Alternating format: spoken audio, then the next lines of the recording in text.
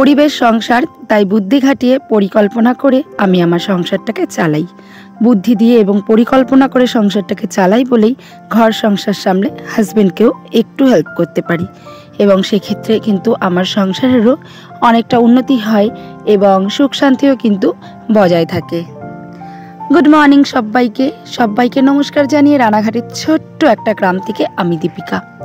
আর রানাঘাটটা নদিয়া জেলার মধ্যেই কিন্তু অবস্থিত। সকলে কেমন আছো? আশা করছি অনেক ভালো, অনেক সুস্থ। সকলকে আমার নতুন আরও একটু ভিডিওয়ে অনেক ওয়েলকাম আর ভালোবাসা জানিয়ে আজকের ব্লগটা একদম সকাল সকাল কিন্তু ছাদ থেকে শুরু করলাম। আমি না বেশ কয়েকদিন ধরেই ভাবছিলাম যে ছাদটাকে ছাড় দেবো, কিন্তু ওই যে কাজের চাপ আর নিচে নেমে গেলে না আবারও ভুলে যাই। তো সেই ক্ষেত্রে আজকে মনে পড়েছে এবং সকালে ঘুম থেকে উঠেই ভেবেছি যে একেবারে চলে যাব ছাদে, আগে ছাদ পরিষ্কার করব, তারপরে কিন্তু আমি নিচে নামবো। তো যেমন ভাবনা তেমনই কাজ। তো সেক্ষেত্রে কী করলাম, এই যে কী যে ভুল করেছি, আমি ওই ফলের যে ক্যারেটগুলো হয় সেগুলোতে গাছ লাগিয়ে আমি জানতাম না যে সেগুলোতে বস্তা বা অন্যান্য কিছু চাপা দিয়ে তারপর গাছ লাগাতে হয়। তো সেক্ষেত্রে আমি এমনি ফাঁকা ক্যারেটে গাছ লাগিয়েছিলাম।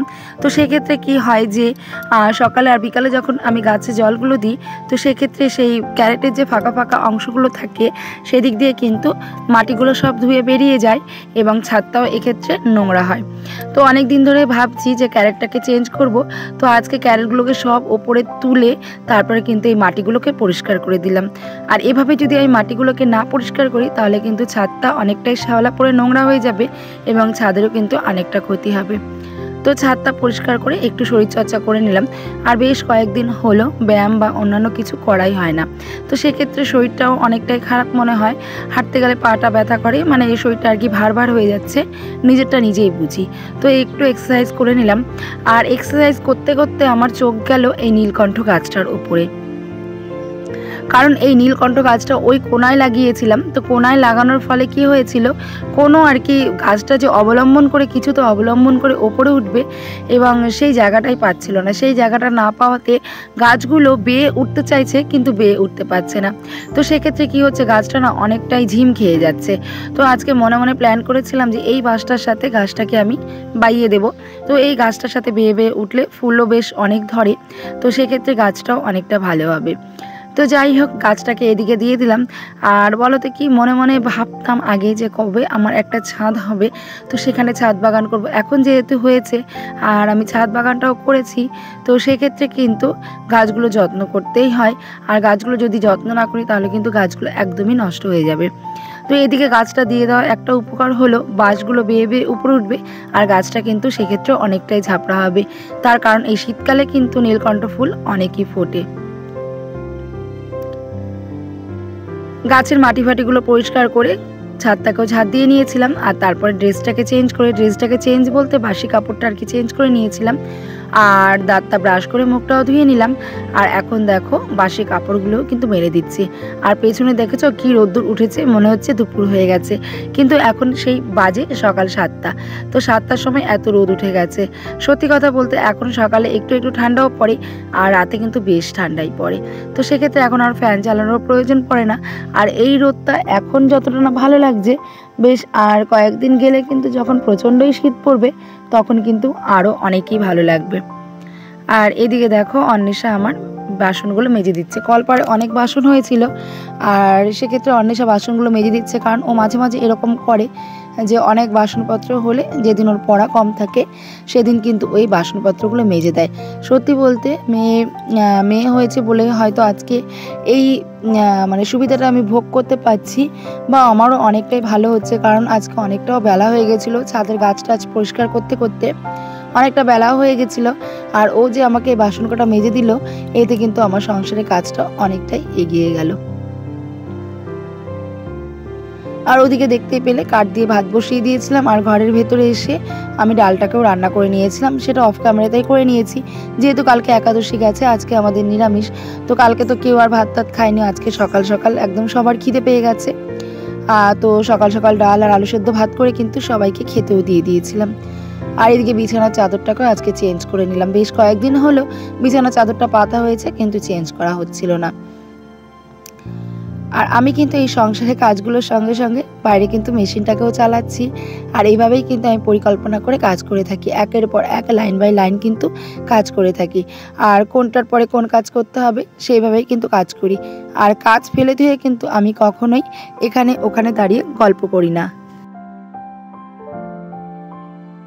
আর দেখবে তুমি যদি কাজ দিয়ে গল্প করো এখানে ওখানে দাঁড়িয়ে, তাহলে তুমি নিজেই পিছিয়ে পড়বে, সময়ের কাজ সময়েও হবে না, আবার এদিকে দেখবে কাজ করে গুছিয়ে উঠতে পারবে না।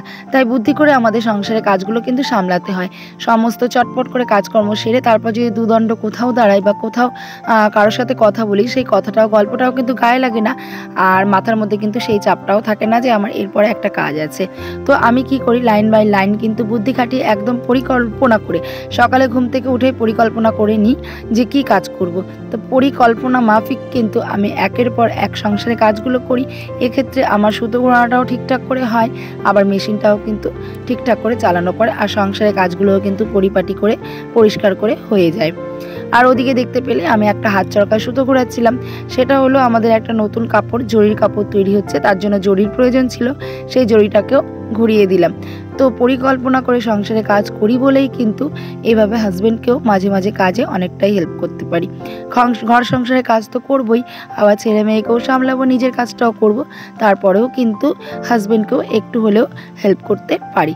এতে কিন্তু নিজেও অনেকটা স্যাটিসফাই হই। তারপরে ঘরটাকেও ঝাড় দিয়ে নিলাম, দিয়ে এখন দেখো দুপুরের যে সকালে তো ডাল ভাত রান্না করেছিলাম বললাম, তো দুপুরের জন্য একটু তরকারি রান্না করতে চলে এসেছি। তো যেহেতু নিরামিষ তাই আজকে ঘরে পটল ছিল, তাই পটল আলু দিয়ে কিন্তু একটু রসা বানাবো। এই জন্য এখানে মশলাটাকেও রেডি করে নিলাম। আসলে একটু তরকারির জন্য পাটাটাও ফেলতে ইচ্ছা করছে না, আবার মিক্সার মেশিনটাও সেভাবে ধোয়া নেই আর কি, পেঁয়াজ রসুন পেস্ট করা হয়েছিল সেভাবে আর কি, একদম ডিপ ক্লিনিং করে ধুইনি। তো এই জন্য আমি আর ওইটার মধ্যে মশলা করে আজকে নিরামিষ রান্নাটাও করতে পারলাম না। তো সেক্ষেত্রে কি করলাম, একটুখানি গুঁড়ো মশলাই ব্যবহার করলাম। কিছু করার নেই, একটু আজকে গুঁড়ো মশলা দিয়েই চালিয়ে নিলাম। তো আলু পটলের রসাটা আমি এখানে বসিয়ে দিয়েছি। জিরের গুঁড়ো আর লঙ্কার গুঁড়ো দিয়েছিলাম, আদাটাও দেওয়া হয়নি আজকে। তো যাই হোক, ঝোলটাও দিয়ে দিলাম, এখন ঝোলটা ঢাকা দিয়ে দেব। আর তরকারিটা বসিয়ে কিন্তু আমি গ্যাসের সামনে কখনোই দাঁড়িয়ে থাকবো না। তরকারিটা বসিয়ে গ্যাসের ফ্লেমটা আমি একদম লো করে দিয়েছি। লো করে কিন্তু এখন বাদবাকি যে কাজকর্মগুলো আছে সেগুলো করে নেব।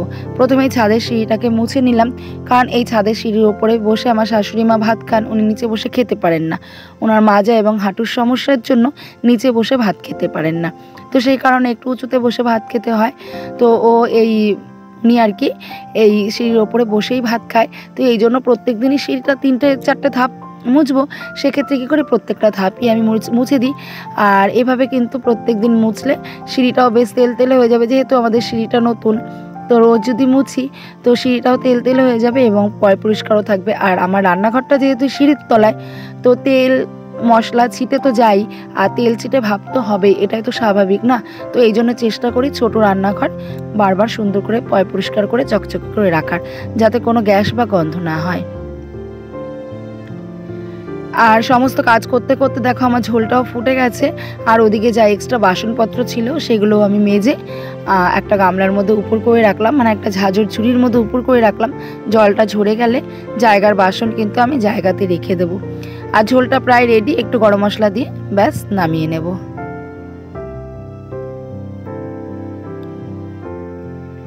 তারপর বাকি ছিল গ্যাসটা ক্লিনিং করা। এই গ্যাসটা যদি মুছে ফেলি আমার আর এখনো কোনো কাজ নেই।